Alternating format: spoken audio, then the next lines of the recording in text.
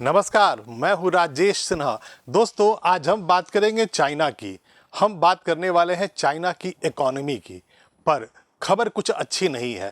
मैं जो सूरत हाल लेकर आया हूँ आपके पास चाइना के बारे में, वो अच्छी नहीं है। चाइना की इकोनॉमी डूब रही है।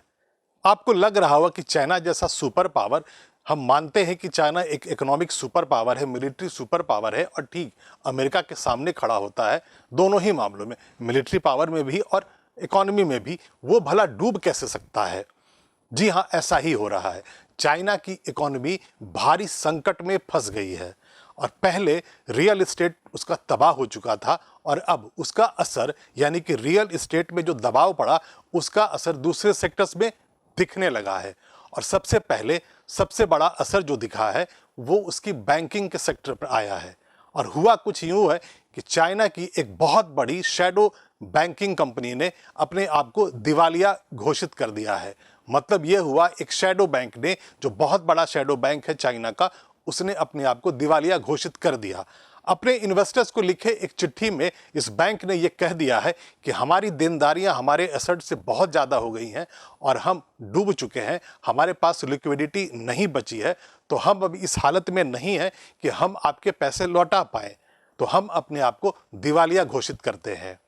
अब जो स्थिति सामने आई है वो ये इशारा कर रही है कि चाइना में जो रियल एस्टेट में जो दबाव आया था कोरोना के काल में, उस समय जब दुनिया भर के देश अपनी इंडस्ट्री समेट रहे थे, चाइना से निकाल रहे थे अपना पैसा, उसमें जो लॉकडाउन और चाइना में कोरोना काल के बाद से जो आर्थिक संकट हुआ था, पैसे निकाल देने से, मार्केट में लॉकडाउन लग जाने से, वो चाइना रिकवर नहीं कर पा रहा था।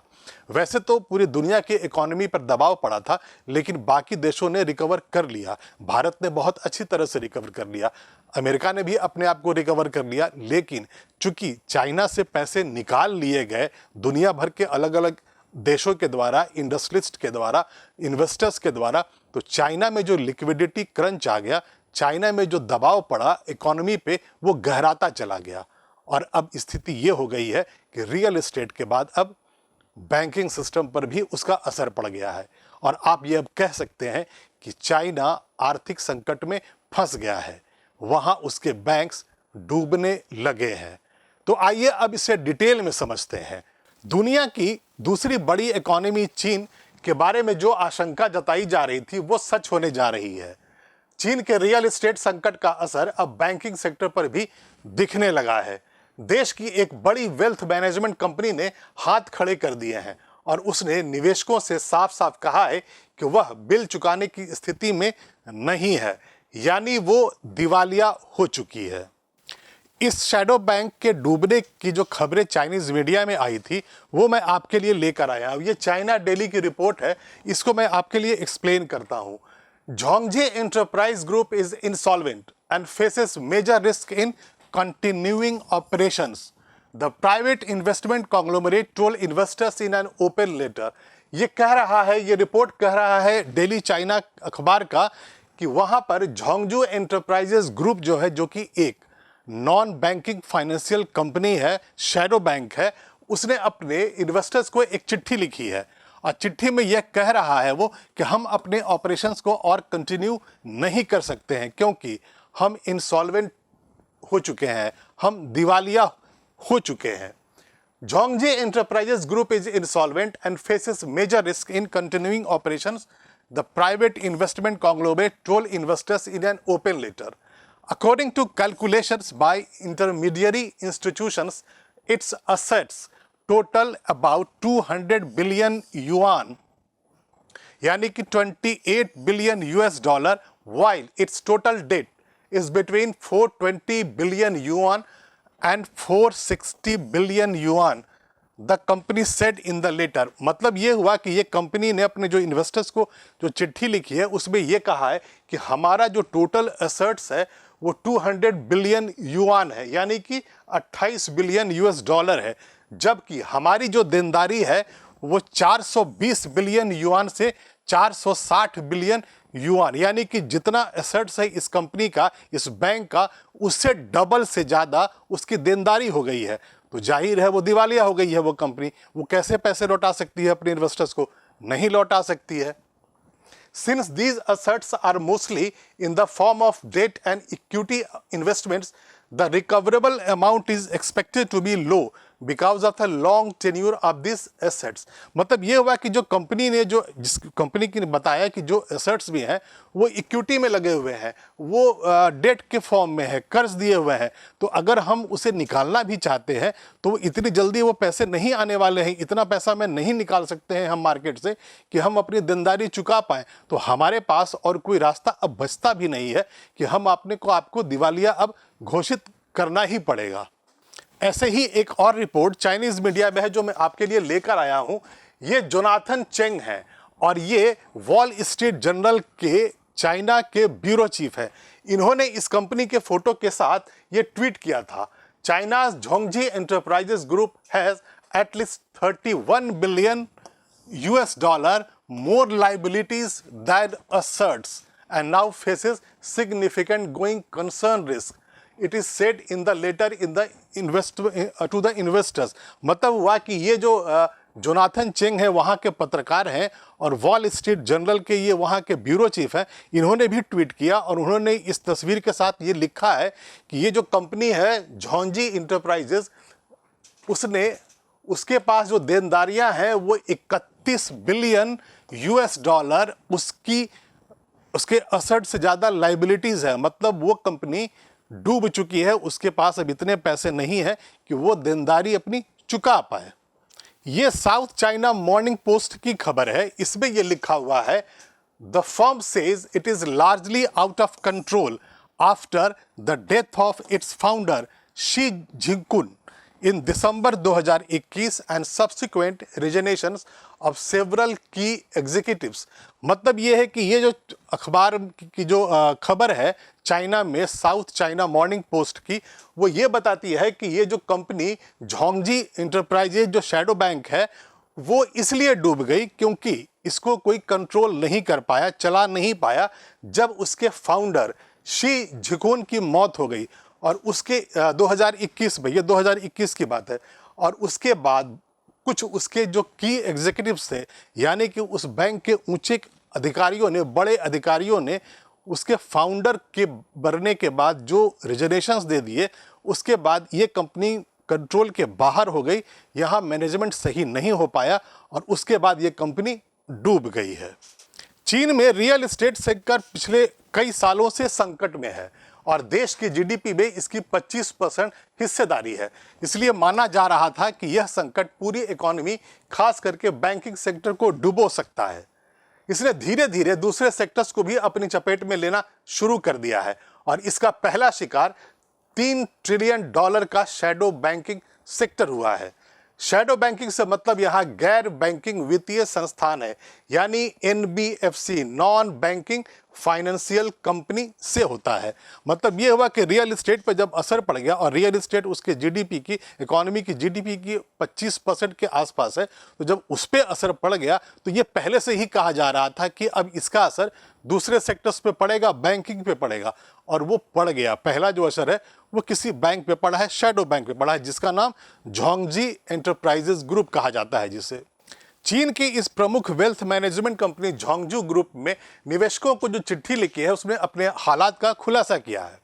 बीजिंग की इस कंपनी ने कहा कि चीन के प्रॉपर्टी सेक्टर में उसका अच्छा खासा निवेश है और हालत यह हो गई है कंपनी पर $65 अरब यानी कि 460 अरब युआन की देनदारी चढ़ गई है, जबकि उसके पास केवल 200 अरब युआन के एसेट्स है। मतलब इस कंपनी ने साफ तौर पे कहा कि इसने रियल एस्टेट में बहुत सारा पैसा इन्वेस्ट कर रखा है और चूंकि रियल एस्टेट डूब गया सेक्टर, वहाँ पैसे सारे फंस गए, तो इस कंपनी ने, झोंगजू ने जो पैसे लगाए थे रियल एस्टेट सेक्टर में वो डूब गए और उसी की वजह से आज इसकी स्थिति इतनी खराब हो गई है कि उसके पास जो एसेट्स हैं वो 200 अरब युआन है, जबकि उस पर जो कर्जा है वो $65 अरब हो चुका है, यानी कि अब वो चुका नहीं सकता है, इसीलिए वो दिवालिया घोषित कर चुका है अपने आप को। इस कंपनी ने आगे ये भी कहा है कि लंबे समय से उसका पैसा डेट और इक्विटी इन्वेस्टमेंट में फंसा है, साथ ही कंपनी के पास लिक्विडिटी खत्म हो गई है। झोंगजू इंटरप्राइजेस ग्रुप चीन की बड़ी प्राइवेट कंपनियों में से एक है जिसका बिजनेस फाइनेंशियल सर्विसेज, माइनिंग और इलेक्ट्रिक व्हीकल्स तक फैला है। ये बहुत ही बड़ी कंपनी थी, वेल्थ मैनेजमेंट कंपनी थी और इसने अलग अलग कारोबार में पैसा लगा रखा था, रियल एस्टेट में लगा रखा था, माइनिंग में लगा रखा है और इलेक्ट्रिक व्हीकल्स में भी ये इसने पैसा लगा रखा है। तो आप ये सोच सकते हैं कि जब ये वेल्थ मैनेजमेंट कंपनी है और ये अपने पैसे को मैनेज नहीं कर पाई है तो जिन हिस्सों में इसने पैसे और लगाए होंगे वहां भी दबाव बढ़ेगा। तो जो चाइना से जो लगातार जो खबरें आ रही हैं 2020 के बाद से, यानी कोरोना काल के बाद से, वो यही निकल के आ रही है कि चाइना के अलग अलग सेक्टर्स पे इतना दबाव पड़ गया है उसकी इकोनॉमी पर कि आने वाले कुछ सालों में ही चाइना बहुत ही बुरी तरह बड़े आर्थिक संकट में फंस सकता है। इस कंपनी की खराब हालत के बारे में जो पहला इंडिकेशन आया था वो अगस्त में आया था। इसकी फाइनेंशियल पोजीशन के बारे में सबसे पहले अगस्त में संकेत मिला था जब इससे जुड़े एक ट्रस्ट ने कॉरपोरेट इन्वेस्टर्स पेमेंट में डिफॉल्ट किया था। झोंगरोंग इंटरनेशनल ट्रस्ट कुल 88 अरब डॉलर के फंड को मैनेज करता है। यह देश की उन हजारों वेल्थ मैनेजमेंट कंपनियों में से एक है जो निवेशकों को हाई रिटर्न देती है। एनालिस्ट का कहना है कि देश में ट्रस्ट इंडस्ट्री यानी कि shadow banking sector 2.9 trillion dollar की है। इनमें देश के मिडिल और अपर मिडिल क्लास लोगों का निवेश है और इसलिए डिफॉल्ट की स्थिति में ग्राहकों का भरोसा डगमगा सकता है। यह बहुत महत्वपूर्ण है, यह भयानक स्थिति है। ये जो शैडो बैंकिंग जो पूरा सेक्टर है चाइना में वो 2.9 ट्रिलियन डॉलर की है, मतलब 3 ट्रिलियन डॉलर के आसपास की इकोनॉमी है शैडो बैंकिंग की चाइना के अंदर में। और वो बुरी तरह अब आर्थिक संकट में फंसने जा रही है। जो सबसे बड़ी कंपनियों में से एक थी झोंगजू इंटरप्राइजेस, वो अपने आप को दिवालिया घोषित कर चुकी है और ऐसे बहुत सारी कंपनियां हैं, वेल्थ मैनेजमेंट कंपनियां हैं जिन्होंने रियल सेक्टर में पैसा लगा रखा था और सबके पैसे डूब गए हैं। तो एक के बाद जो एक्सपर्ट्स कह रहे हैं, जो जानकार कह रहे हैं कि ऐसे बहुत सारी फाइनेंशियल इंस्टीट्यूशंस अभी सामने आएंगी जो ये कहेंगी कि हमारा भी पैसा डूब चुका है, हमारे पास भी इतना पैसा नहीं बच गया है कि हम अपनी देनदारियां चुका पाएं, हम अपने एसेट्स चाहेंगे भी तो उतना पैसा नहीं निकाल पाएंगे और हो सकता है आने वाले वक्त में बहुत बड़े बड़े वहाँ फाइनेंशियल इंस्टीट्यूशंस जो चाइना के अंदर में है वो भी अपने आप को दिवालिया घोषित कर दे। अभी तक इस पूरे वीडियो में जो आपने बार बार शब्द सुना होगा शैडो बैंक, ये आपके जेहन में ये आ रहा होगा आखिर ये शैडो बैंक्स होते क्या है। हमारे यहाँ भारत में जो अगर आप बैंक की बात करते हैं तो आपको state bank, ICICI, Punjab national bank, ये सब आपके जेहन में आते हैं, आपके सामने आ जाते हैं, नज़र में आ जाते हैं कि हाँ बैंकिंग ये होता है। लेकिन आपको लग रहा होगा कि भला ये झोंगजू इंटरप्राइजेस कोई शैडो बैंक है, तो शैडो बैंक का मतलब क्या होता है। तो अब मैं आपको पीछे में स्लाइड में मैं डिफरेंसेस दिखा के ये बताऊंगा कि एक नॉर्मल बैंक और एक शैडो बैंक में क्या डिफरेंसेस हैं। इनकॉर्पोरेटिंग बॉडी, जो शैडो बैंक होता है उसको एनबीएफसी भी कहा जाता है, नॉन बैंकिंग फाइनेंशियल कंपनी। ये ज़्यादा प्रचलन में है, आपको जरूर पता होगा, non banking financial company. Shadow bank थोड़ा कम कॉमनली यूज होता है। तो शैडो बैंक नहीं, अगर आप एनबीएफसी के भी नाम से समझ जाए तो एनबीएफसी क्या होता है और एक नॉर्मल बैंक क्या होता है वो डिफरेंस मैं आपके लिए लेकर आया हूँ। एनबीएफसी यानी कि shadow bank, non-banking financial companies are incorporated as a company under the Company Act 2013। 2013 का जो कंपनी एक्ट है भारत सरकार का, मैं भारत के रेफरेंस से आपको समझा रहा हूं। तो जो एनबीएफसी होते हैं, शैडो बैंक होता है, उसको कंपनी के रूप में रजिस्टर करवाना पड़ता है भारत सरकार के पास और वो कंपनीज एक्ट 2013 में उनका रजिस्ट्रेशन होता है। बैंक्स जैसे मान ली कि स्टेट बैंक है, पंजाब नेशनल बैंक है, तो बैंक्स जो होते हैं, banks are incorporated under the banking regulation act of 1949। 1949 के बैंकिंग रेगुलेशन एक्ट जो है भारत सरकार का, उससे बैंकिंग कंपनियों को लाइसेंस मिलता है, उसी के बाद वो बैंक बनते हैं। Licence requirement, RBI issues NBFC with a certificate of registration. जब कोई शैडो बैंक होता है, कोई एनबीएफसी खुलता है, तो उसे आरबीआई से एक सर्टिफिकेट लेना होता है रजिस्ट्रेशन का। मतलब पहले वो कंपनीज एक्ट में अपने आप को रजिस्टर करता है, आरबीआई से उसे सर्टिफिकेट मिलता है, तब वो शैडो बैंक बनता है। और जो नॉर्मल बैंक होते हैं इंडिया में, जैसे स्टेट बैंक है, पंजाब नेशनल बैंक है, आईसीआईसीआई बैंक है, दे होल्ड बैंक लाइसेंस, यानी कि वो बैंक का लाइसेंस उन्होंने भारत सरकार से ले रखा है। Foreign direct investment, 100% direct investment होता है एनबीएफसी में, यानी कि शैडो बैंक में और एक नॉर्मल बैंक में डिफरेंस ये है कि एक शैडो बैंक में 100% फॉरेन डायरेक्ट इन्वेस्टमेंट अलाउ कर दिया जाता है। Only private sector banks are allowed to accept FDI and that too only up to 74%। लेकिन नॉर्मल अगर बैंक की बात करें, मैं भारत के रेफरेंसेस कह रहा हूं कि अगर नॉर्मल अगर बैंक की बात करें तो उसमें प्राइवेट सेक्टर के जो बैंक हैं उनमें अलाउ किया जाता है एफडीआई, लेकिन वो भी सिर्फ 74%। 74% तक का आप एफडीआई ले सकते हैं, जबकि अगर आप शैडो बैंक है, आप एनबीएफसी है, तो आप 100% फॉरेन से इन्वेस्टमेंट ले सकते हैं। Demand deposit acceptance, NBFC cannot accept deposits repayable on demand. Acceptance of demand deposits is one of the main functions of bank. Normally bank तो ये होता है कि वहां डिपॉजिट आप आराम से कर सकते हैं। उसके बाद higher interest rates are charged by NBFCs, there is no defined cap of interest rates. ये बहुत खास है, जो शैडो बैंक होते हैं उनके यहाँ जो इंटरेस्ट रेट्स होते हैं ना वो हाई होते हैं, जबकि एक नॉर्मल जो बैंक होता है, in the case of bank, caps for interest rate is defined by reserve bank of India. मतलब ये होता है कि जो नॉर्मल बैंक होता है वो रिजर्व बैंक के रूल्स रेगुलेशन से गवर्न होता है। जो बनाती है भारत सरकार, जो रेगुलेशंस बनाती है वो बैंक्स उसको फॉलो करते हैं, और उसमें एक कैप होता है इंटरेस्ट का। उसमें ऐसा नहीं है कि अपने मर्जी से कोई बैंक है वो इंटरेस्ट इसको बढ़ा देगा घटा देगा, ऐसा नहीं है।